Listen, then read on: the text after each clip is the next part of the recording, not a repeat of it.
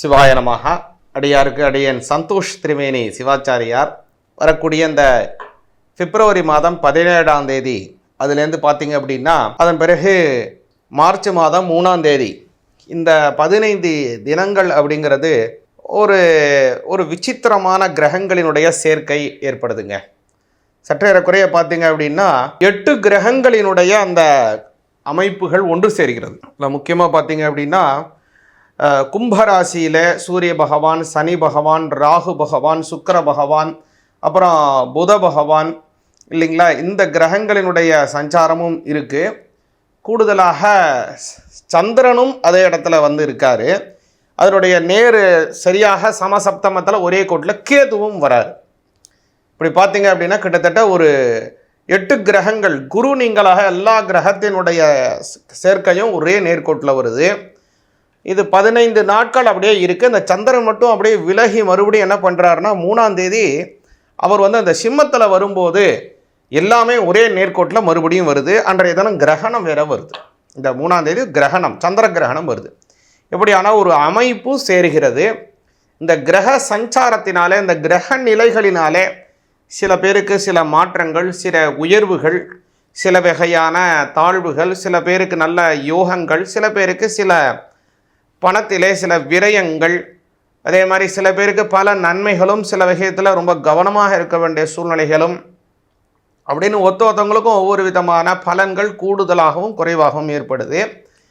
இதில் முக்கியமாக காற்றினுடைய ராசியில் இதில் எல்லாமே சேருகிறது. முதல்ல காற்று ராசியில் தான் அதிகமான கிரகங்களினுடைய சஞ்சாரம் ஏற்படுது. இது கேது கிரஸ்தமாக வரக்கூடியது. அது வந்து ஃபைரி சைன், இது ஏரி சைன், அது ஃபைரி சைன். அதனால் காற்று சார்ந்த விஷயங்கள், அதே மாதிரி நெருப்பு சார்ந்த சில விஷயங்களினாலே சில உபாதைகள் ஏற்படுவதற்கான வாய்ப்புகள் இந்த 15 நாட்கள் இருக்குது. அதனால் இந்த காலத்தில் ரொம்ப கவனமாக இருக்க வேண்டிய காலமாக இருக்கிறது. இதில் சில வகையில் பல நன்மைகளும் நமக்கு ஏற்படுது. கும்பராசிங்கிறதுனால காலப்புருட தத்துவத்தில் சில பேருக்கு 9, 11, 5 அதுமாரி நல்ல இடத்துல இருந்தால் அவங்களுக்கு சில குபேர யோகத்தையும் தருது. ஒரு சில பேருக்கு சில விரயங்களையும் தருது. அது என்னென்ன பலன் நமக்கு இருக்குது, எப்படி நம்ம அதுலேருந்து வழிபாடு செய்யணும், என்ன செய்யணும், இந்த சமயத்தில் எப்படிலாம் நம்ம நடந்துக்கணும் அப்படிங்கிறத ஒரு விரிவாக இந்த பதிவில் பார்ப்போம். ஒவ்வொரு ராசிக்கும் தனித்தனியாக பார்ப்போம். ரிஷப ராசிக்கு உண்டான பலன் எப்படி இருக்குங்கிறத பார்ப்போங்க. ரிஷப ராசிக்கு பார்த்தீங்க அப்படின்னா 10ஆம் பாவத்திலே அத்தனை கிரகங்களும் சேருது. ரிஷப ராசியிலேருந்து 10ஆம் பாவத்தில் எல்லா கிரகங்களும் சேருது. 10ஆம் பாவம் அப்படிங்கிறது ரொம்ப அற்புதமான ஒரு இடம், ஜீவனஸ்தானம் அப்படின்னு பேர். அதனால் அந்த ஜீவனஸ்தானங்கிறது எதை குறிக்கும் அப்படின்னு கேட்டிங்கன்னா, நாம் செய்யக்கூடியதான ஒரு தொழில் என்னவோ அதை குறிக்கக்கூடியது. இதில் என்னென்ன கிரகங்கள் இருக்குங்கிறத முதல்ல கேளுங்க. முதல்ல சுக்கிரன், உங்களுடைய ராசிநாதன் அவர் தான். அதே மாதிரி உங்களுடைய எதிரிகள், உங்களுக்கு இருக்கக்கூடியதான கடன், இது எல்லாத்தையும் குறிக்கக்கூடியவர். உங்களுக்கு இருக்கக்கூடிய வியாதிகள் எல்லாத்தையும் குறிக்கக்கூடியவர் அதே சுக்கிர பகவான் தான். அதற்கு 6ஆம் பாவம் அப்படின்னு பேர். அடுத்ததாக 2ஆம் பாவத்திற்குடைய புத பகவான். 2ஆம் பாவங்கிறது தனஸ்தானம், வாக்குஸ்தானம், குடும்பஸ்தானம் அப்படின்னு பேர். நம்மளுடைய பேச்சு, நம்மளுடைய குடும்பம், அதே மாதிரி நம்மளுடைய பொருள் ஆபரணங்கள், இது எல்லாம் குறிக்கக்கூடியவர் புத பகவான் உங்களுக்கு ரிஷபராசிக்கு. அதே புத பகவான் தான் ரிஷபராசிக்கு குழந்தை பாக்கியத்தை தரக்கூடிய புத்திரஸ்தானாதிபதி, அவரும் அங்கே தான் இருக்கார். அடுத்தது உங்களுடைய 3ஆம் பாவம். இந்த 3ஆம் பாவங்கிறது சகோதரஸ்தானம், தைரியஸ்தானம், இதெல்லாம் உள்ளது அந்த சந்திர பகவான் உங்களுக்கு. அவர் 4ஆம் இடம்னு சொல்லக்கூடியதான சொந்த வீடு, உல்லாசமான வாகனம் வாங்குறது, பெரிய விலை உயர்ந்த வாகனம் வாங்குறது எல்லாமே சூரிய பகவான் தான் உங்களுக்கு காரணக்கர்த்தா ரிஷபராசிக்காரங்களுக்கு.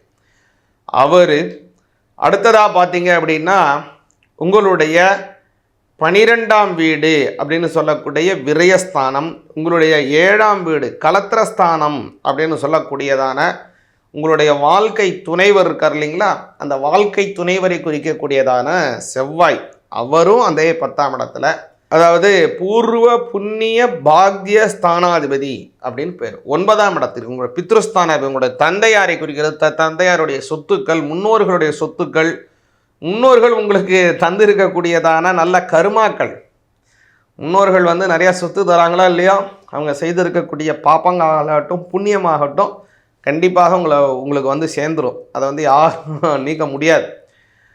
அதற்கு உடையவர் யாருன்னா சனி பகவான். அவரும் அங்கே சேர்றாரு.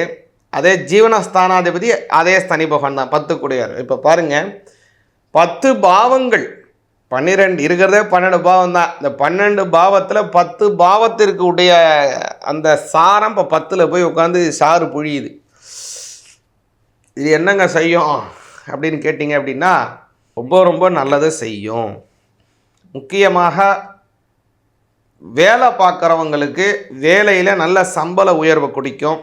படிக்கிற மாணவர்கள், இப்போ வந்து பரீட்சை காலம், பரீட்சை வரப்போகுது, 10ஆம் ஆண்டு, 12ஆம் ஆண்டு, 11ஆம் ஆண்டு, இவங்களுக்கெல்லாம் வந்து பொது தேர்வு நடக்கக்கூடிய காலம். அவங்களுக்கெல்லாம் நல்ல ஒரு ரிஷபராசிக்காரங்களுக்கு நல்ல படிப்பு, நல்ல புத்தி, சமயோச்சிதமாக நல்லா செய்யக்கூடிய செயல்பாடுகள், இது எல்லாமே சிறப்படையும்.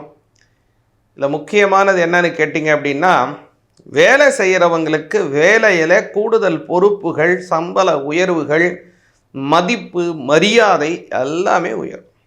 இதில் இன்னொரு நல்ல விஷயம் என்னென்னா, இல்லை ஒரு வேலை பார்த்துட்ருக்கீங்க, இந்த வேலையில் இன்னொரு படிப்பு ஆட் ஆன் கோர்ஸ் படிச்சிங்க அப்படின்னா இன்னொரு விஷயமான நல்ல நன்மைகள் கிடைக்கும். அப்படின்னா அதையும் படிக்கிறதுக்கு நல்ல ஒரு வாய்ப்பு இருக்குது.